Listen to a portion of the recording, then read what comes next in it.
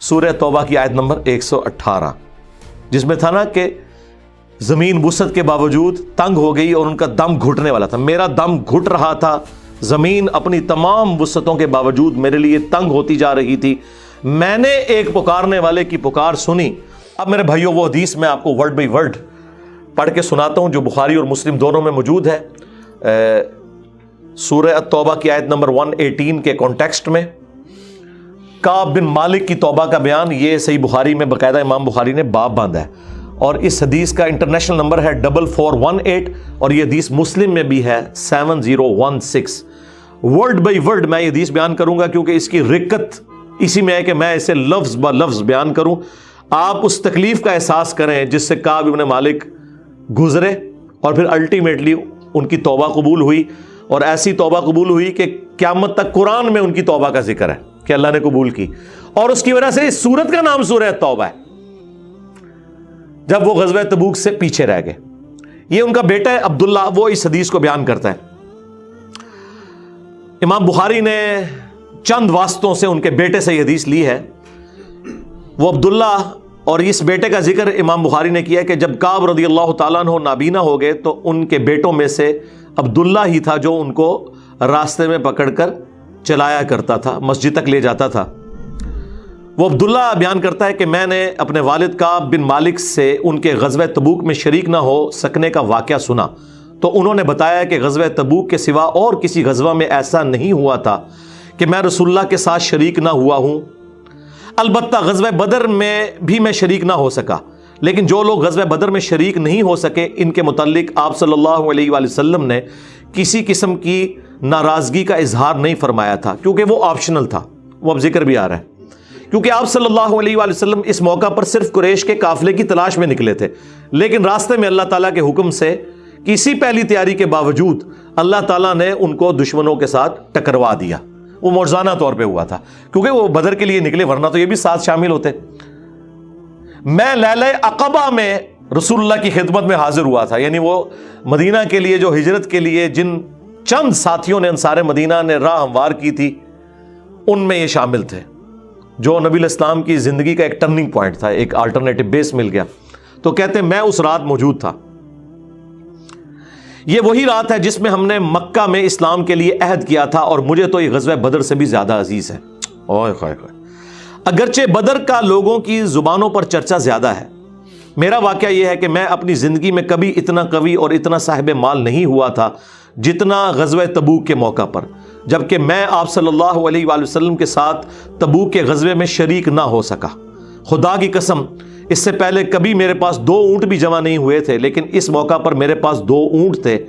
آپ صلی اللہ علیہ وآلہ وسلم جب کسی غزوے کے لیے تشریف لے جاتے تو آپ ذو معنی الفاظ استعمال کیا کرتے تھے، یعنی کوڈ ورڈز جن کے 2 معنی بنتے ہیں. وہ بخاری مسلم میں آیا کہ نبی الاسلام کہتے تھے کل ہم مشرق کی طرف جائیں گے، اور صحابہ کہتے ہیں ہم سمجھتے تھے کہ ہم نے مغرب کی طرف جانا ہے تاکہ جو منافقین ہیں وہ ہماری خبر لیک نہ کر سکیں.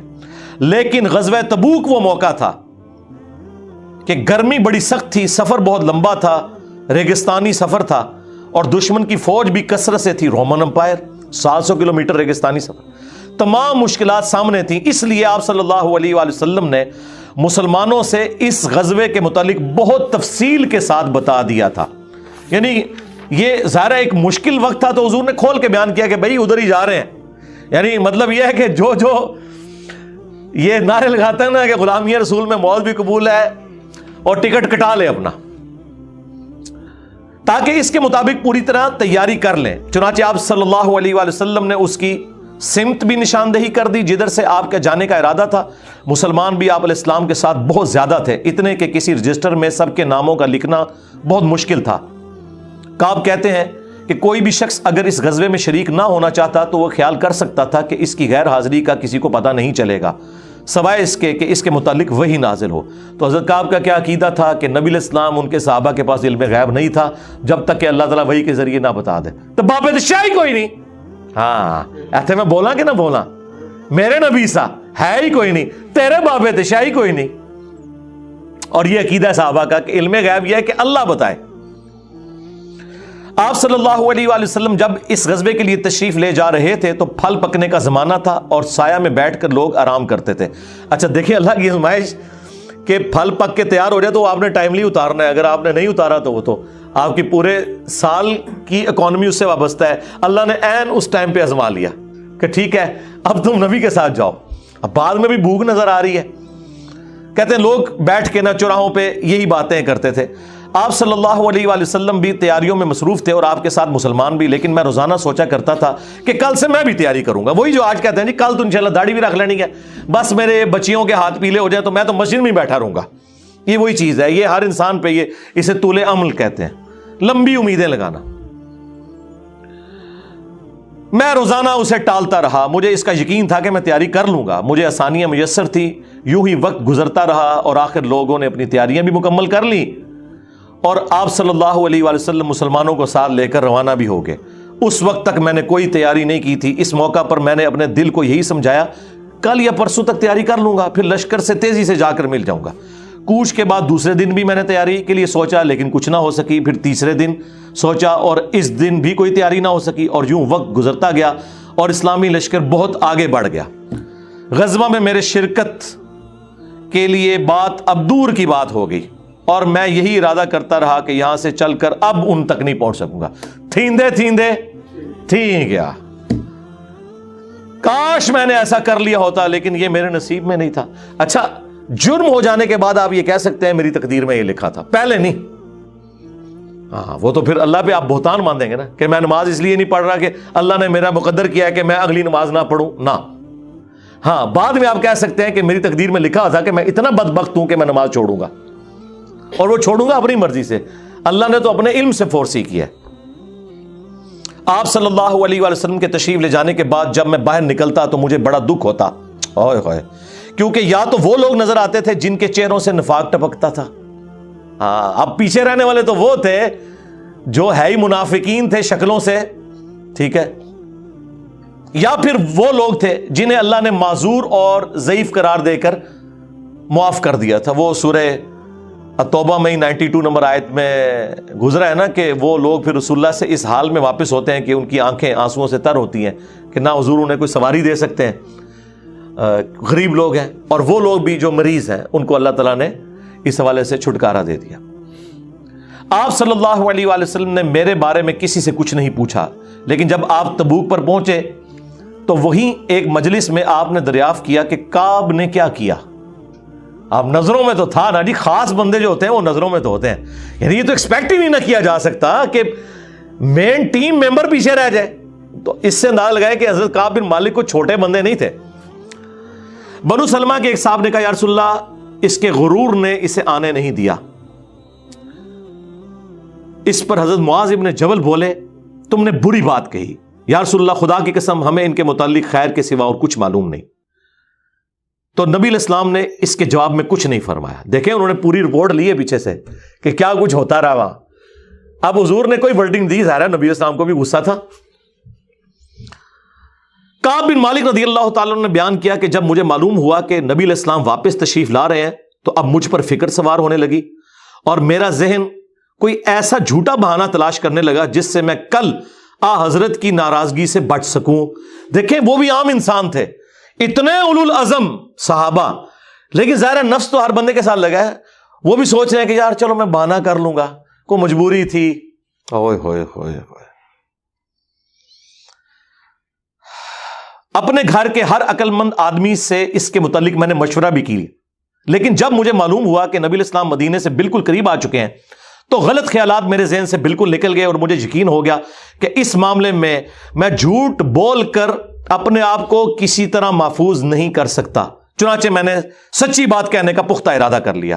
صبح کے وقت حضرت جب تشریف لائے تو آپ صلی اللہ علیہ وآلہ وسلم جب کسی سفر سے واپس آتے تھے تو آپ کی یہ مبارک عادت تھی کہ پہلے مسجد میں تشریف لے جا کر 2 رکعت نوافل پڑھتے, پھر لوگوں کے ساتھ مجلس میں بیٹھتے.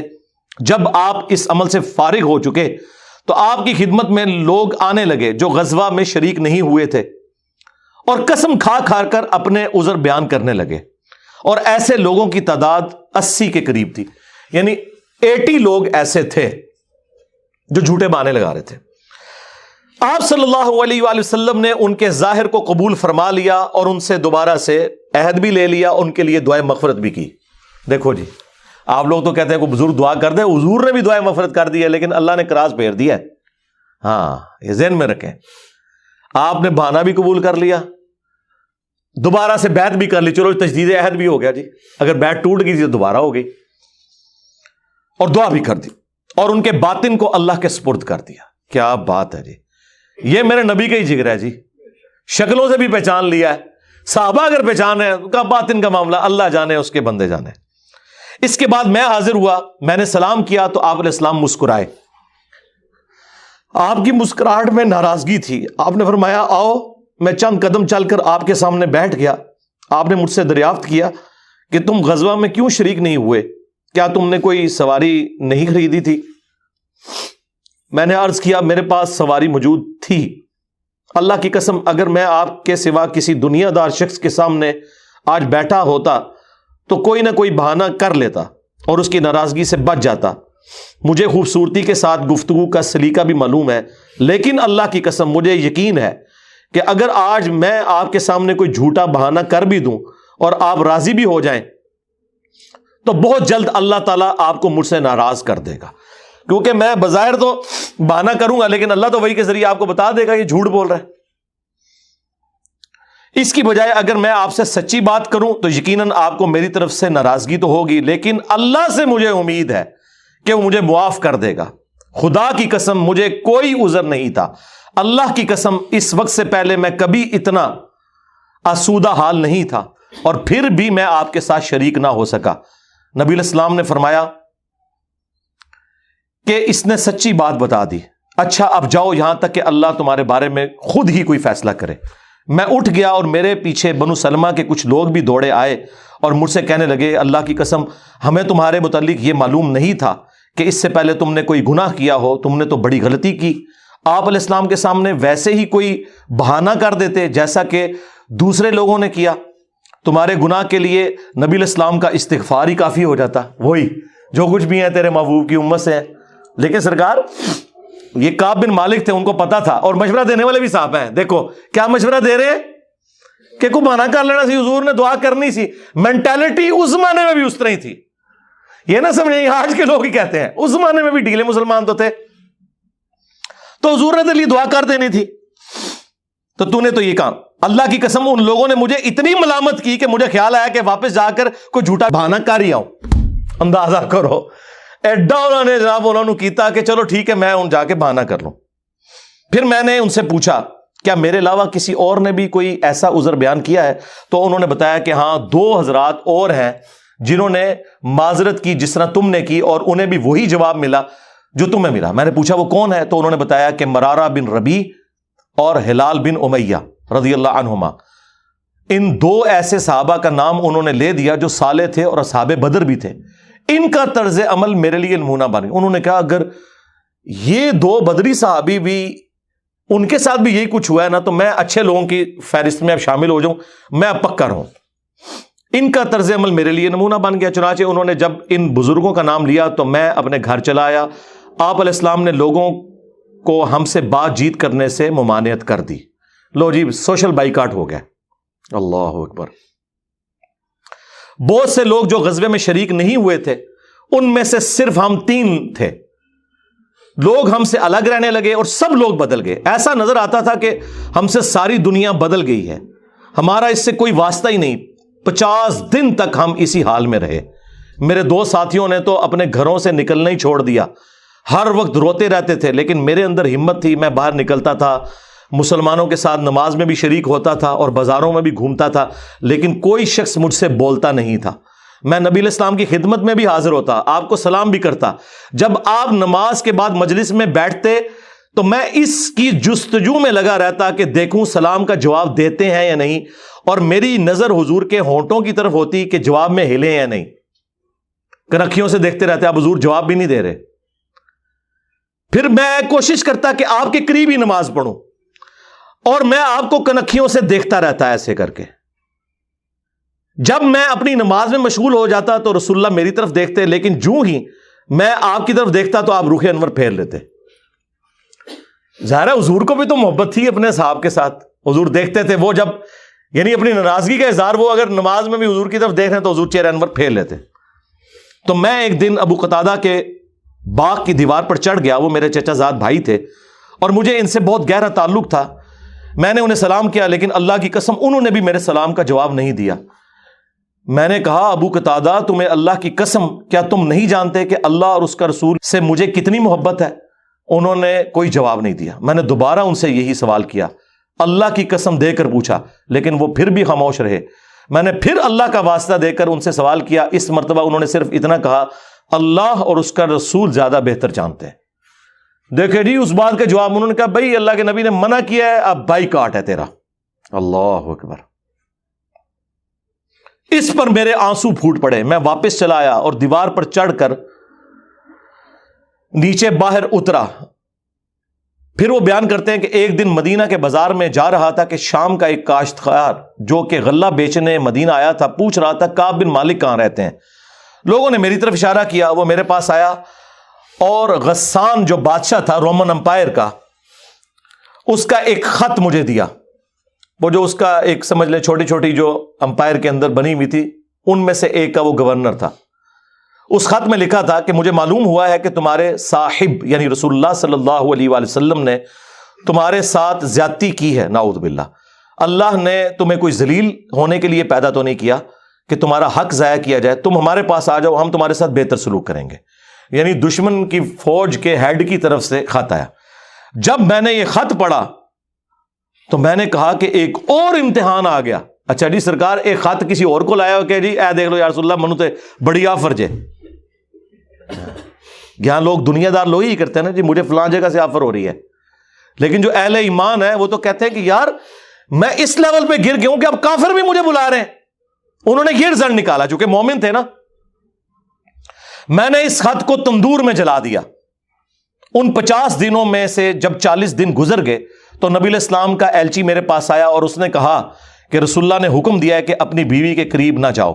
میں نے پوچھا میں اسے طلاق دے دوں یا پھر مجھے کیا کرنا ہے؟ تو انہوں نے کہا نہیں طلاق نہیں دینی، صرف جدا ہو جاؤ. میرے دونوں ساتھیوں کو جنہوں نے میری طرح معذرت کی تھی یہی حکم ملا. میں نے اپنی بیوی سے کہا کہ اپنے میکے چلی جاؤ، اس وقت تک وہیں رہو جب تک کہ اللہ تعالیٰ اس معاملے کا کوئی فیصلہ نہ کر دے. کعب کہتے ہیں کہ ہلال بن امیہ کی بیوی رسول اللہ کی خدمت میں حاضر ہوئی اور عرض کیا یا رسول اللہ وہ تو بہت بوڑھے اور کمزور ہیں، ان کے پاس کوئی خادم بھی نہیں، کیا اگر میں ان کی خدمت کر دیا کروں تو آپ ناپسند تو نہیں فرمائیں گے؟ بیوی دیکھو جی بیوی خاوند کو کچھ سمجھ نہیں رہی، رسول اللہ سے جا کے پوچھ رہی ہے صلی اللہ علیہ وسلم. تو نبی اسلام نے فرمایا صرف وہ تم سے صحبت نہ کریں. انہوں نے عرض کیا اللہ کی قسم وہ تو کسی چیز کے لیے حرکت ہی نہیں کر رہے. جب سے آپ ان سے ناراض ہوئے ہیں وہ دن اور آج کا دن ان کے آنسو تھمنے میں نہیں آتے. میرے گھر کے بعض لوگوں نے کہا کہ جس طرح ہلال بن امیہ کی بیوی نے ان کے لیے اجازت لے لی تو آپ بھی جا کے اجازت لے لیں.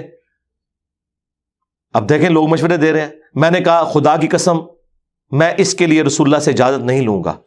میں جوان ہوں، معلوم نہیں جب اجازت لینے جاؤں تو حضور کیا فرما دیں. ان کو یہ بھی خطرہ تھا کہ میں یہ جاؤں تو یہ نہ ہو کہ حضور اور ناراض ہو جائیں، اگر کوئی چانس بھی ہے نا بچنے کے تو وہ بھی ختم ہو جائیں.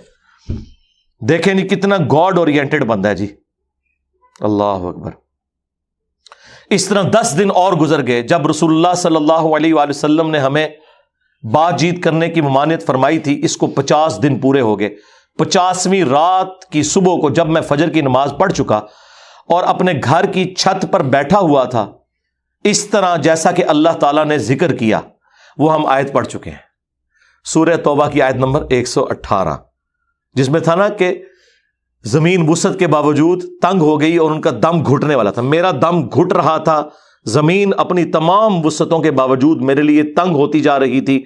میں نے ایک پکارنے والے کی پکار سنی جو سلع کی پہاڑی پر چڑھ کر بلند آواز سے کہہ رہا تھا اے کعب بن مالک تمہیں بشارت ہو، اے کعب بن مالک تمہیں بشارت ہو. انہوں نے بیان کیا کہ یہ سنتے ہی میں سجدے میں گر پڑا اور مجھے یقین ہو گیا کہ اب اللہ کی طرف سے فراخی ہو جائے گی. فجر کی نماز کے بعد رسول اللہ صلی اللہ علیہ وآلہ وسلم نے اللہ کی بارگاہ میں ہماری توبہ کی قبولیت کا اعلان کر دیا. لوگ میرے پاس بشارت دینے کے لیے آنے لگے اور میرے 2 ساتھیوں کو بھی جا کر بشارت دی. ایک صاحب زبیر بن عوام اپنا گھوڑا دوڑاتے ہوئے آئے. ادھر قبیلہ اسلم کے ایک صحابی نے پہاڑی پر چڑھ کر آواز دی اور وہ آواز گھوڑے سے زیادہ تیز تھی. جن صحابی نے پہاڑی سے آواز دی تھی، جب وہ میرے پاس بشارت دینے آئے تو میں نے اپنے دونوں کپڑے اتار کر بشارت کی خوشی میں انہیں دے دیے۔ اللہ کی قسم اس وقت ان 2 کپڑوں کے سوا دینے کے لیے میرے پاس اور کچھ نہ تھا۔ پھر میں نے ابو قتادہ سے 2 کپڑے ادھارے مانگے اور رسول اللہ کی خدمت میں حاضر ہوا۔ جوگ در جوگ لوگ مجھ سے ملاقات کرتے جا رہے تھے اور مجھے توبہ کی قبولیت پر بشارت دیتے جا رہے تھے۔ اللہ کی بارگاہ میں توبہ کی قبولیت مبارک ہو۔ کعب رضی اللہ تعالیٰ عنہ بیان کرتے ہیں کہ آخر میں مسجد میں داخل ہوا تو رسول اللہ صلی اللہ علیہ وآلہ وسلم تشریف رکھتے تھے۔ چاروں طرف صحابہ کا مجمع تھا۔ طلحہ بن عبید اللہ دوڑ کر میری طرف آئے اور مجھ سے مصافحہ کیا اور مبارکباد دی۔ اللہ کی قسم وہاں موجود مہاجرین میں سے کوئی شخص بھی میرے آنے پر کھڑا نہ ہوا۔ طلحہ رضی اللہ تعالیٰ عنہ کا یہ احسان میں کبھی نہیں بھولوں گا کہ انہوں نے کھڑے ہو کر میرا استقبال کیا۔ جب میں نے رسول اللہ کو سلام کیا تو آپ علیہ السلام کا چہرہ مبارک خوشی اور مسرت سے دمک اٹھا۔ اس مبارک دن کے لیے تمہیں بشارت ہو، اس مبارک دن کے لیے تمہیں بشارت ہو جو تمہاری عمر کا سب سے مبارک دن ہے۔ واقعی جی، اس سے بڑی کوئی مبارک بات نہیں ہو سکتی کسی شخص کے لیے کہ اللہ تعالیٰ اس کی توبہ کی اناؤنسمنٹ کرتے اور پھر قیامت تک قرآن میں وہ آیات پڑھی جائیں۔ انہوں نے بیان کیا کہ میں نے عرض کیا یا رسول اللہ یہ بشارت آپ کی طرف سے ہے یا اللہ کی طرف سے؟ فرمایا نہیں، اللہ کی طرف سے۔ اور نبی علیہ السلام جب کسی بات پر خوش ہوتے تو چہرہ مبارک روشن ہو جاتا تھا، ایسے جیسے چاند کا ٹکڑا ہو۔ آپ کی مسرت ہم چہرہ مبارک سے سمجھ جاتے تھے۔ پھر جب میں آپ کے سامنے بیٹھ گیا تو عرض کیا یا رسول اللہ اپنی توبہ کی قبولیت کی خوشی میں میں اپنا مال اللہ اور اس کے رسول کی راہ میں صدقہ کر دوں؟ آپ نے فرمایا لیکن کچھ مال اپنے پاس رکھ لو، یہ زیادہ بہتر ہے۔ میں نے عرض کیا کہ پھر میں خیبر کا حصہ اپنے پاس رکھ لیتا ہوں۔ پھر میں نے عرض کیا یا رسول اللہ اللہ نے مجھے سچ بولنے کی وجہ سے نجات دی، اب میں اپنی توبہ کی قبولیت کی خوشی میں آپ سے یہ وعدہ کرتا ہوں کہ جب تک زندہ رہوں گا سچ کے سوا کوئی بات زبان پر نہیں لاؤں گا۔ بس اللہ کی قسم جب سے میں نے رسول اللہ کے سامنے یہ عہد کیا صلی اللہ علیہ وآلہ وسلم، میں کسی ایسے مسلمان کو نہیں جانتا کہ جسے اللہ نے سچ بولنے کی وجہ سے اتنا نوازا ہو جتنی نوازشات مجھ پر کی سچ بولنے کی وجہ سے۔ جب سے میں نے نبی علیہ السلام کے سامنے یہ عہد کیا پھر آج تک میں نے کبھی جھوٹ بولنے کا ارادہ بھی نہیں کیا، اور مجھے امید ہے کہ اللہ تعالیٰ باقی زندگی بھی مجھے اس سے محفوظ رکھے گا۔ اور اللہ نے اپنے رسول پر آیت نازل کی، اور وہی آیت نمبر 118 اور 119 نمبر، یقیناً اللہ تعالیٰ نے نبی، مہاجرین اور انصار کی توبہ قبول کی، اور پھر وَكُونُوا مَعَ الصَّادِقِينَ تک۔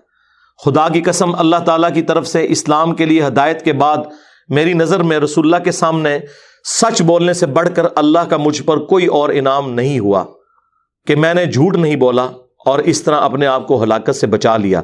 جیسا کہ جھوٹ بولنے والے ہلاک ہوئے، نزول وحی کے زمانے میں جھوٹ بولنے والوں پر اللہ تعالیٰ نے اتنی شدید وعید فرمائی جتنی شدید وعید کسی اور کے لیے نہیں تھی۔ اور وہ سورہ التوبہ کی آیت نمبر 96 کا انہوں نے پھر یہاں پہ حوالہ دیا کہ ان قریب جب تم اے نبی واپس جاؤ گے تو یہ جھوٹے بہانے کریں گے، اور اگر تم ان سے راضی بھی ہو جاؤ اللہ تعالیٰ ان سے راضی نہیں ہوگا۔ کعب کہتے ہیں کہ چنانچہ ہم 3 ان لوگوں کے معاملے سے جدا رہے جنہوں نے رسول اللہ کے سامنے جھوٹی قسمیں کھائی تھیں اور آپ نے ان کی بات مان بھی لی تھی اور ان سے بیعت بھی لے لی اور ان کے لیے دعائے مغفرت بھی کی۔ ہمارا معاملہ رسول اللہ نے چھوڑ دیا اور اللہ نے خود اس کا فیصلہ کیا، اور پھر اللہ تعالیٰ نے یہ آیت نازل کی جو ہم نے یہ پڑھی سورہ التوبہ کی آیت نمبر 118، وَعَلَى الثَّلَاثَةِ الَّذِينَ خُلِّفُوا حَتَّى إِذَا ضَاقَتْ عَلَيْهِمُ الْأَرْضُ بِمَا رَحُبَتْ وَضَاقَتْ عَلَيْهِمْ أَنفُسُهُمْ وَظَنُّوا أَن لَّا مَلْجَأَ مِنَ اللَّهِ إِلَّا إِلَيْهِ ثُمَّ تَابَ عَلَيْهِمْ لِيَتُوبُوا إِنَّ اللَّهَ هُوَ التَّوَّابُ الرَّحِيمُ۔